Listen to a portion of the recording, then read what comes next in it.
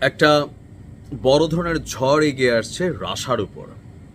যেই পারসেপশন থেকে 3 বছর আগে রাশিয়া ইউক্রেনে হামলা চালিয়েছিল, খেয়াল থাকার কথা ন্যাটো, যে ইউক্রেন ন্যাটোতে যোগ দিতে চায়। আর পাশাপাশি আরো কিছু মানে জমি সংক্রান্ত বা ধরেন আধিপত্য বিস্তার ইস্যু ছিল, কিন্তু ফাইনাল ইস্যু ছিল যে ইউক্রেনে কোনোভাবেই পশ্চিমাদের এন্ট্রি নিতে দিবে না পুতিন। সেই জায়গা থেকে যখন এই যুদ্ধ প্রায় শেষের দিকে, এই শেষের দিকে আইসা, আমি জানি না যে 2025 নিয়ে যেই ভবিষ্যৎবাণীগুলো ছিল এখনো 3-4 মাস বাকি, এর মাঝখানে কি সত্যি সেই ভবিষ্যৎবাণী সত্যি হতে যাচ্ছে কিনা? ভবিষ্যৎবাণী অনুযায়ী 2025-এ পৃথিবী একটা বড় যুদ্ধের দিকে ধাবিত হবে, অনেকগুলো রাষ্ট্র এই যুদ্ধে লিপ্ত হবে। সম্ভবত সেটা সত্যিই হবে, কারণ গতকালকে ফ্রান্সের প্রেসিডেন্ট ইমানুয়েল ম্যাক্রো, তার আমার ভাল লাগে, আমাদের গাজা ইস্যুতে তার অবস্থান ভালো। সেটারও হয়তো কোনো জিওপলিটিক্যাল অবস্থান আছে কিনা জানি না, তবে ফ্রান্স একটা পজিটিভ অবস্থানে আছে। যাই হোক, কিন্তু পুতিনের ইস্যুতে বা রাশিয়ার ইস্যুতে যেই ঘোষণা তিনি দিয়েছেন, এই ঘোষণা স্পষ্টতই পুতিন যেভাবে এটাকে মানে পাল্টা কাউন্টার করছেন, তো যদি কাউন্টার ওভারটেক হয় এটা 100% তৃতীয় বিশ্বযুদ্ধের দিকে, অথবা ওই যে একটা বড় যুদ্ধে পুরো আমেরিকা ইউরোপ জড়াই যাবে, এটাই হচ্ছে সে আলামতের লক্ষণ। রাশিয়া এবং ইউক্রেনের মধ্যে একটা শান্তি আলোচনার জন্য আমেরিকা বা তাদের ডিপ স্টেট অথবা ইউরোপীয় ইউনিয়ন সামহাও তারা ট্রাই করছে, হয়তোবা এটা হয়েও যাবে। এখন যদি ইউক্রেন এবং রাশিয়ার মধ্যে অস্ত্রবিরতি হয়, তাহলে বিশ্বের 26টি দেশ ইউক্রেনে সেনা পাঠাতে সর্বোচ্চ প্রস্তুতি নিয়ে ফেলছে, এমনকি প্রতিশ্রুতিও দিছে। তো কোন কোন অ্যাঙ্গেলে সেনা পাঠাবে? যদি ইউক্রেনে অস্ত্রবিরতি হয়, তাহলে তার পরের দিনে, আজকে হলে কালকে, কালকে হলে পরশু, তারা হচ্ছে আপনার এই 26টি দেশ স্থল, নৌ বা আকাশ পথে সেনা পাঠানোর আনুষ্ঠানিক প্রতিশ্রুতি দিয়েছে ইউরোপের 26টি মিত্র দেশ। আর গতকালকে সংবাদ মাধ্যম বিবিসি যখন এই প্রতিবেদনটি করেছে, তখন বলা হয়েছে যে বৃহস্পতিবার 35 দেশের অংশগ্রহণে আয়োজিত কোয়ালিশন অব দ্য উইলিং, সেখানে আপনার একটা বৈঠক ছিল। আর সেই বৈঠকে ফ্রান্সের প্রেসিডেন্ট তিনি আপনার এই ঘোষণা দেন।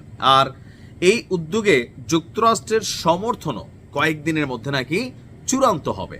অর্থাৎ যুক্তরাষ্ট্র এখন সমর্থনটা দেওয়ার একটা কারণ আছে। ধরেন চীন, রাশিয়া, ভারত মিলা এই মুহূর্তে যুক্তরাষ্ট্রের বিরুদ্ধে যাদের সবচেয়ে বড় অবস্থান, এই 3টা দেশের মিলামেশা মাখামাখি, এটা কিন্তু ট্রাম্প পছন্দ করতেছে না, যার কারণে হয়তো আমেরিকা এই ব্যাপারে হয়তো ইঙ্গিত দিবে। তবে ওয়াশিংটন ইঙ্গিত দিয়েছে যে ওয়াশিংটনের সহায়তা সম্ভবত আকাশ প্রতিরক্ষার আকারে আসতে পারে, সেনাবাহিনী পাঠাবে না। এ নিয়ে ইউক্রেন প্রেসিডেন্ট জেলির সাথেও নাকি কথা বলেছেন যে ইউক্রেনের আকাশ সীমার সর্বোচ্চ সুরক্ষা আমেরিকা দেবে। তাহলে বুঝতে পারতেছেন যে এখানে বড় ধরনের আরেকটা পরিকল্পনা আছে। আর এই ঘোষণার পরপরই আপনার পুতিন বলছেন যে পশ্চিমা রাষ্ট্রগুলো যদি এই ধরনের কোনো ভূমিকা নেয়, তাহলে এখানে তাদের কবর দেওয়া হবে, মানে তাদের যারা সোলজার্স এখানে আসবে তাদেরকে কবরস্থ করা হবে ইউক্রেনের মাটিতে। কেননা এখানে বসে রাশিয়ার সার্বভৌমত্ব লঙ্ঘনের জন্য পশ্চিমাদের যে ষড়যন্ত্র বা নীল নকশা, সেইটার পরবর্তী ধাপই হচ্ছে এখানে ঢোকা। মানে এখন যেটা হচ্ছে কি, যে ইউক্রেন অস্ত্রবিরতি করবে। অস্ত্রবিরতি মানে সাময়িকভাবে যুদ্ধ বন্ধ থাকবে। তো যুদ্ধ বন্ধ থাকলে কি হবে, যেহেতু ইউক্রেন অস্ত্রবিরতি করবে, কেন করতেছে? কারণ এর কাছে তবে নাই মেশিন, বিদেশিরা পাঠাইতেছে, তাও বহুত রঙের ঝামেলা হচ্ছে। তো সেই জায়গাতে নিজেরা অস্ত্রবিরতি করবে, আর পশ্চিমাদের সোলজার্সরা এখানে ঢোকার জন্য সোজা হবে সে দ্বিতীয় বিশ্বযুদ্ধের মতন। দৌড়াইতে দৌড়াইতে কিন্তু মস্কো চলে গেছিল জার্মানরা। আপনাদের নিশ্চয় অনেকের জানা আছে যে দ্বিতীয় বিশ্বযুদ্ধে রাশিয়ার অবস্থা কিন্তু খুব খারাপ হয়ে গেছিল। একটা পর্যায়ে আইসা জার্মানিরা, এই ইউক্রেন তখন এগুলা ছিল রাশিয়ারই অংশ।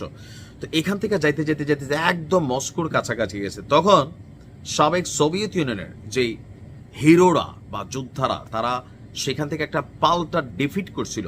সেই ডিফিটে জার্মানরা দৌড়ের উপর এখান থেকে আসছে। দ্বিতীয় বিশ্বযুদ্ধে হিটলারের বড় পরাজয় হয়েছিল। অনেক কিছু কারণের মধ্যে একটা ছিল রাশারও ওইরকম কিছু করতে পারে নাই, তবে ইউক্রেন এগুলো দখলে চলে গেছিল।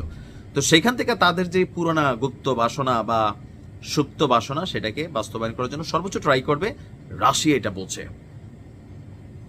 এখন যে পরিস্থিতি খারাপের দিকে যাচ্ছে, রাশিয়া ইউক্রেন যুদ্ধ সম্ভবত ওই যে ইউরোপ আমেরিকার মধ্যে বড় একটা যুদ্ধ হবে, এটার বাস্তবতা, অথবা তৃতীয় বিশ্বযুদ্ধের প্রাক পটভূমি তৈরি হচ্ছে। আল্লাহ সবাইকে হেফাজত করুক। ভালো থাকুন। আসসালামু আলাইকুম।